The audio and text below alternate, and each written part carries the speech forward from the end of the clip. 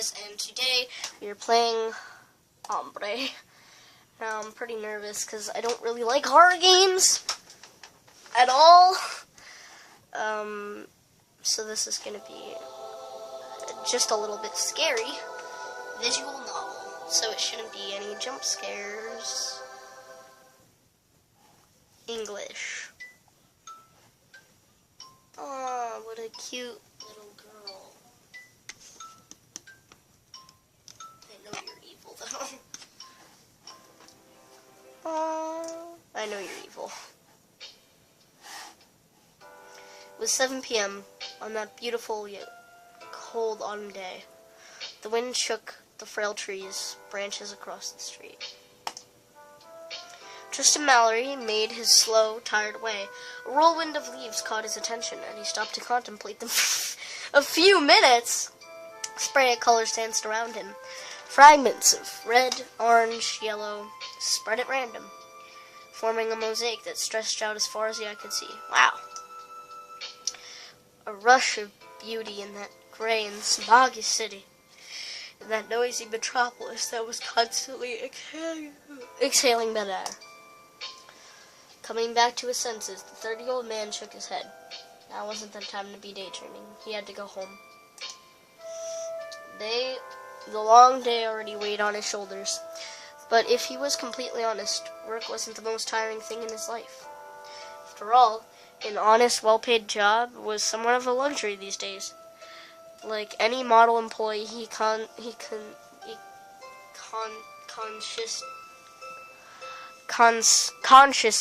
that's not how you spell consciously, accomplished the tasks handed him. No more, no less. No, it was really destroying him. It was a completely different type of fatigue, an appalling and crushing solitude that had been shadowing him for years, ever since his wife. Oh, death, huh? The light tinkling in front of the door opened and brought him back to earth. He was already at his flat. A silent, sad living room was waiting for him. Goosebumps traveled down his spine as he entered the room. Driven by an almost desperate urge, he didn't even bother to hang up his coat before slamming the door in his flat, one after another. Each time the same emptiness answered his pleas. He felt a dread rising within. His last hope, the last door, the forbidden room beyond. He opened it slightly and peeked inside. Of course, there was no one. He crushed the crushing solitude came back in full force. Again and again, wounding his face with invisible cuts, the cuts of time. It was happening again. All of a sudden, Tristan Mallory felt immensely exhausted. He held his head in his hands, staring at the floor for a long time. Then, after what felt like an eternity, he abruptly got to his feet. He gathered all of the framed pictures on the display and stowed them away in a closet. The memories needed to be out of sight. When he was sure there were no pictures sticking out, Tristan put his coat on the back and rushed outside. It was chilly and a bit dark, but there was still enough light to see clearly. It was the ideal time to take a walk. At least, that's what he might have once thought. As he hurried along the sidewalk, Tristan was anything but relaxed.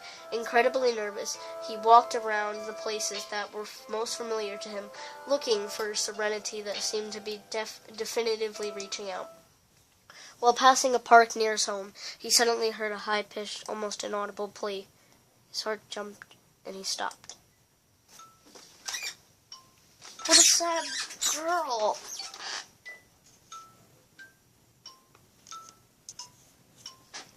In the dim light of the setting sun, he made out the silhouette of the little girl, sitting on a swing with her head bowed, tears were rolling down her cheeks. Wakey, wakey, what? I'm kidding. Okay. Oh, God.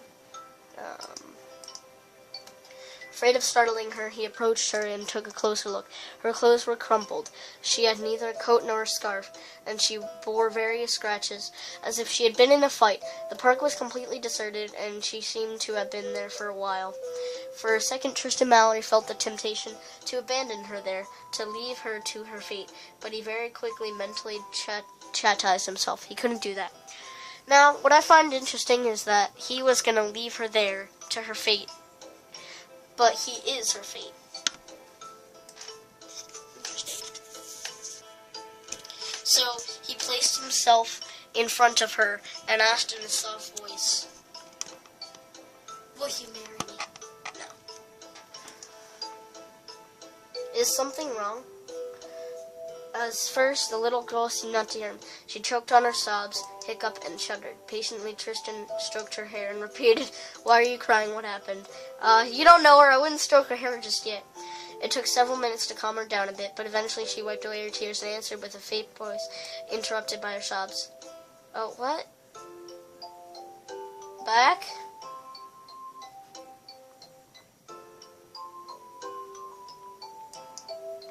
He wanted to hold her so tightly that her sadness would melt away. At the same time, within him, a voice was telling him that he shouldn't be too forceful, that he shouldn't take advantage of her weakness. So he tried to stay composed and look reassuring, yet in the front of this sad little girl, he did not feel confident at all. "You all alone? Where are Mommy and Daddy?" "I don't know." "Do you live far away from here?"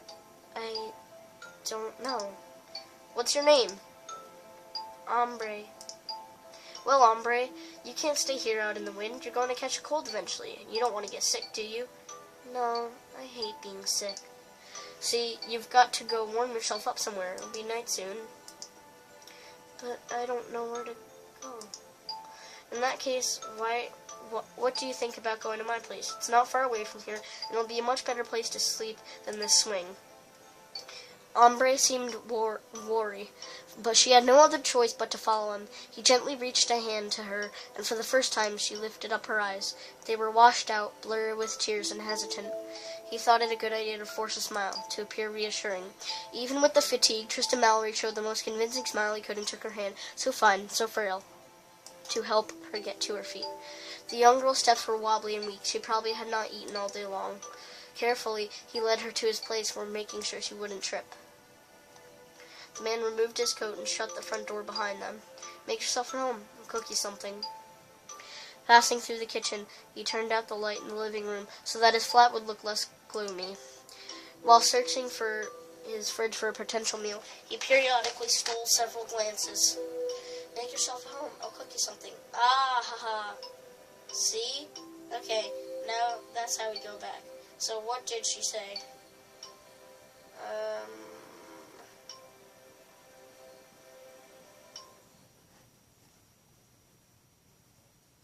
"I don't know. I think I've lost something important, really important." "Oh, okay. Okay. Period of several glances." In the living room, Ambre was still walking around, a bit wild, still on the defensive. She explored the new environment by looking around, admiring the ornaments. Unfortunately, she didn't find much to pique her interest. That's not how I spoke. It was a bland house, almost too bland. There were no clues about the occupants' lives. Taking advantage of Tristan's being distracted by a packet of noodles, she escaped to the hallway and tried to find the bathroom to relieve an urgent need. She found it quickly enough, but before returning to the hallway, she noticed that all the doors were wide open except for one. Strangely, before she even had time to think about it, she was drawn to that doorway.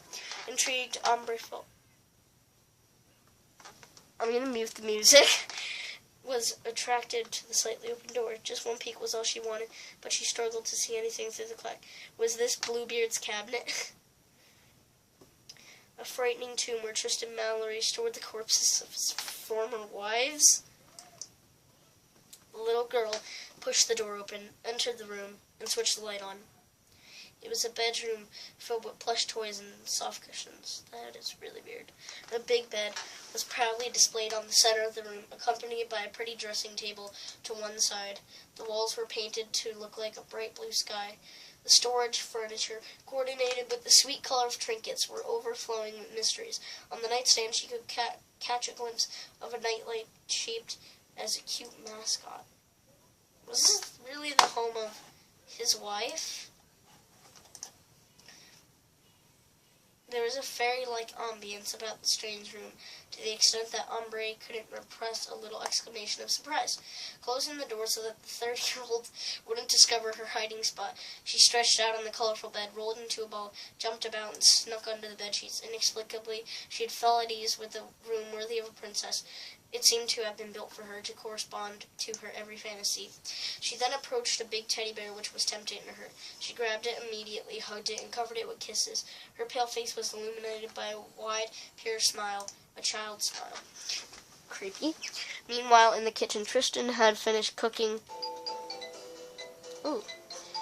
Was about to serve the meal when he noticed the absence of the little girl. He called for, "Ambre, Ambre, are you here?" Front doors seemed to make a lot of noise when it's opened, so I would have heard. Could she actually be in there already? With a contrite sigh, he headed towards the fully lit forbidden room and discovered Ambre playing with the stuffed animals. His gaze softened. "I suppose that I can't do anything," he thought to reassure her. Without a word, he went to sit next to her. On the bed, the little girl was moving the stuffed animals' hands while making them speak. In her weak voice, she was narrating the stuffed animal tea party. Seemed to be enjoying herself very much. The light was back in her eyes. Well, that's good. Suddenly, she got mad at the plump cow and scolded her harshly. "It's dirty! Stop it right now! You're making a mess! Ollie! Allie, what did I just say? It's dirty! You've got to behave yourself!" Oh. No. Turn. "And don't roll on the floor. You shouldn't make a fuss just because you didn't get what you wanted." As punishment, she sent the cow in a corner while ordering her not to move and replaced it with a pony with long eyelashes. Stuffed animal tea party was hosted by the blue monkey, which was obviously not going as planned. The 30-year-old man examined the little girl's every move with care. She finally noticed his presence. He felt he had to speak. "Are you having fun?" No. "Yeah, I didn't know there was a bedroom like this in your house. Whose room is it?" "It was my wife's favorite room before she left." What happened to her?"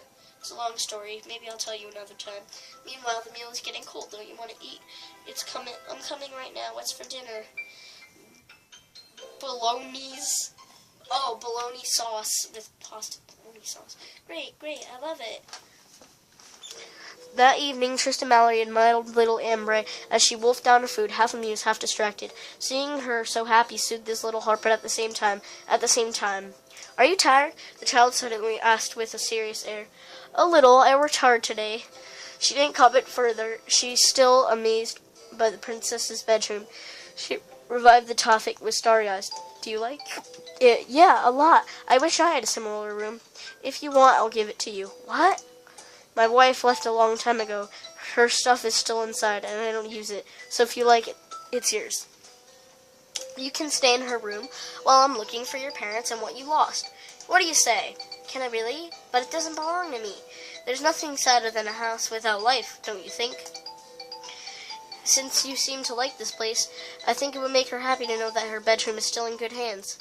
"And I can do whatever I want in it?" While I'm at work, you'll be able to play in this room as much as you want. I'll leave you some leftovers for the lunch. You only have to heat them up in the microwave, and in the evening we'll play together if you'd like to." "Do I need to go to school?" No more school. Only games." "Yay! Great then." In front of Ambre's Tristan Mallory couldn't help but smile faintly, almost pitifully. "Yes, that's it," he kept telling himself, as to reassure himself. "All I'm doing is keeping her around until she remembers who she is."